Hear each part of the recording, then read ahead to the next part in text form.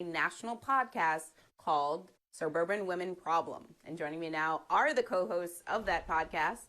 Rachel Vindman is a suburban mom who left the Republican Party after her husband, retired Lieutenant Colonel Alexander Vindman, was fired for standing up to Donald Trump. Democratic State Representative Jasmine Clark is a suburban mom who flipped her seat to become the first Black woman ever to represent her district, and Amanda Weinstein, who is an Air Force veteran and suburban mom who left the Republican Party after she couldn't reconcile its values with her faith and the Constitution. I am so happy to have you all on the show. Representative Clark, all three of you are suburban women, but you all come from very different backgrounds. How does that impact your conversations on and off of the podcast?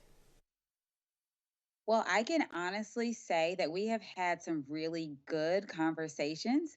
And the beauty of this group, and why I'm so excited to be a part of this podcast and host with these amazing women, is that we actually don't agree on everything, but we do know how to have conversations and talk things through and really explain our different perspectives.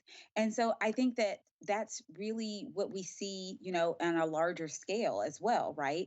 Everyone's not going to agree, but being able to actually have conversations with people is what's really going to be important in order to break down barriers, break down walls, and actually get things moving. How are you able to have those conversations and remain civil and remain friends when obviously out there in the world right now, a lot of people are having difficulty with that?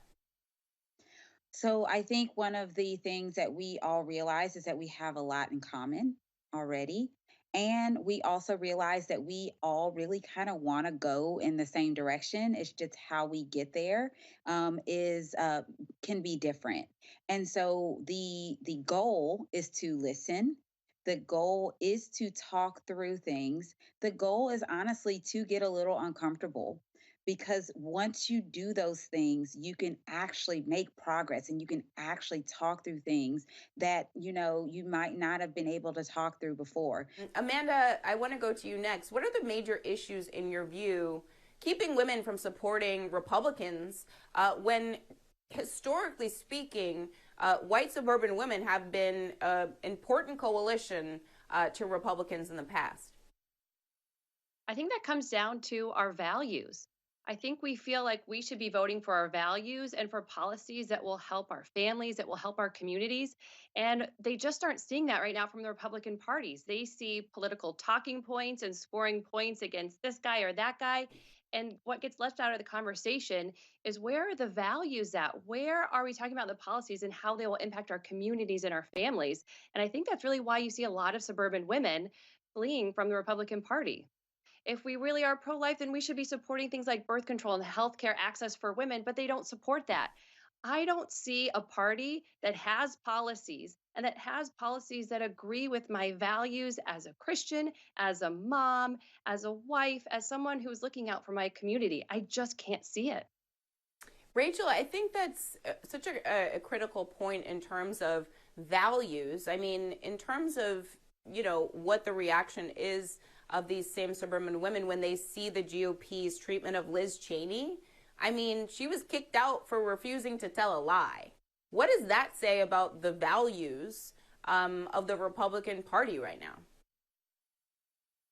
Well, I don't think it's much of a value. If you can't, agree on certain truths and you can't accept it, then, I just wouldn't necessarily call that a value. And unfortunately, in today's Republican Party, it's a place where you have to promote whatever they say, whether it's the truth or not. And more than that, it's a space where women who disagree with the male leadership are not accepted.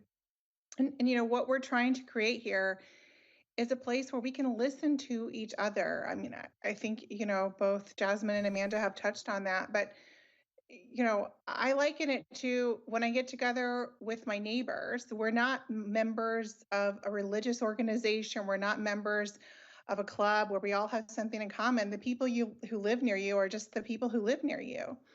And, but I love them, and we have a community and we have something together that we're all invested in.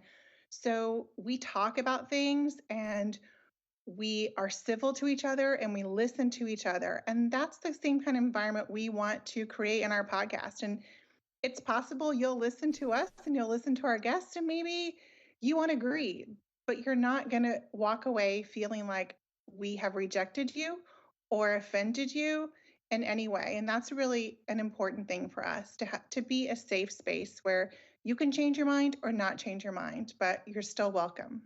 Have the changing demographics in the suburbs changed the issues that women care about and how they potentially vote? So I do think that the demographics in the suburbs are changing. The suburbs are becoming more diverse than they were before. I think that is an amazing thing. I think that is a good thing. But I do think that the issues that concern women are a lot of them have been the same issues for a very long time. Now, we might disagree a little bit on how to tackle those issues, but the issues are largely the same.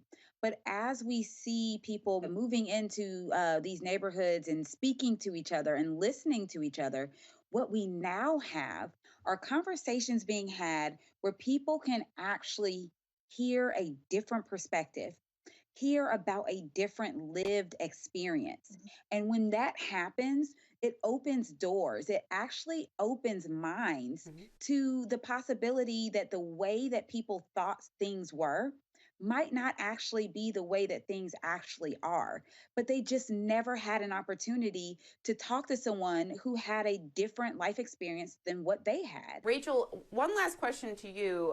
You had a personal situation in which, not because of anything that you did, you're now in this weird Trump created media spotlight. Talk about what that was like and how difficult it is when you are the center of that kind of malicious attack coming from the then leader of the Republican Party and country. Sure. I won't lie and sugarcoat it. It was hard. It was really hard. But there's a space where sometimes you think, if the worst thing happens to me, what would I do? And you realize you still wake up the next day. Anyone who's been through anything difficult knows that. You still wake up, the sun still comes up, life goes on, and then you have a decision point. What am I going to do with this? What am I going to learn from this? And where am I going to take it? And it took me a while. I mean, we had a lot of decisions to make as a family. But now, when I say, I am in this fight, I am here, I am fighting for the future of our nation because I have a 10-year-old daughter and I want something better for her. Jasmine said about the suburbs changing, and the thing about the suburbs changing is I grew up in the suburbs, and they were pretty homogenous. They're not now, but we have reason to have these conversations now. And that's the great thing. We didn't have reason to have them before, but we do now, and we're learning from each other. And, I'm happy to use a bad experience to do something new and different, make a difference. The Suburban Women Problem podcast. You can get it wherever you get your podcasts.